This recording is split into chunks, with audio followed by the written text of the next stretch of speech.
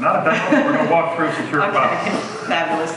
Tell us how you're using TXT. So absolutely. So we're in EMC, and we're here with our partners Intel, RSA, and HITRUST to actually demonstrate secure cloud computing. Okay. Specifically, we're focusing on demonstrating active migration workload capability, really to try and meet the requirements for active data centers and for cloud bursting capability. Okay. So in a traditional, so actually let's talk about what we do today. So in a traditional data center environment, in order to really do application migration or workload migration, what we'll tend to do is we'll build out two local private environments in a very traditional SAN storage environments in between the two sites. We'll interconnect them with some form of replication technology to replicate data from site A to site B.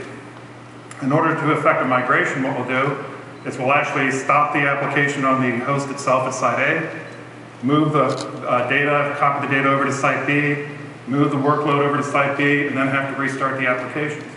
This is a complex and disruptive process that involves plenty of downtime. Yeah. Now in the secure demonstration, our secure data center that we're demonstrating downstairs, what we actually have is an active environment that supports active workload migration.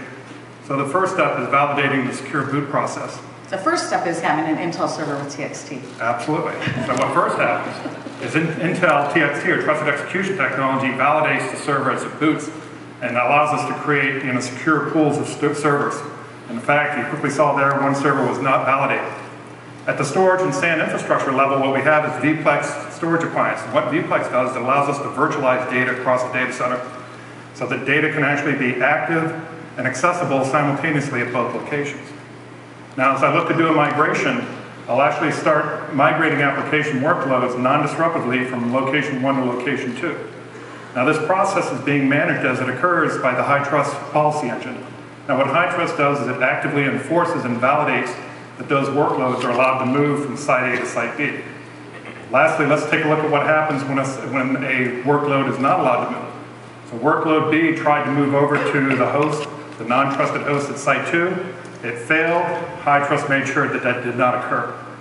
Now, underneath the infrastructure here, what we have is we have events and tools that are being used to look at compliance in the environment. So the RSA Archer compliance tool is actually collecting hundreds of data points, including trusted technology data coming out of HITRUST and coming out of the servers, and allows us to aggregate that into a compliance dashboard. So this gives us the foundation for hardware trust with virtual storage, with security, control, and enforcement, bringing that together for the virtual cloud.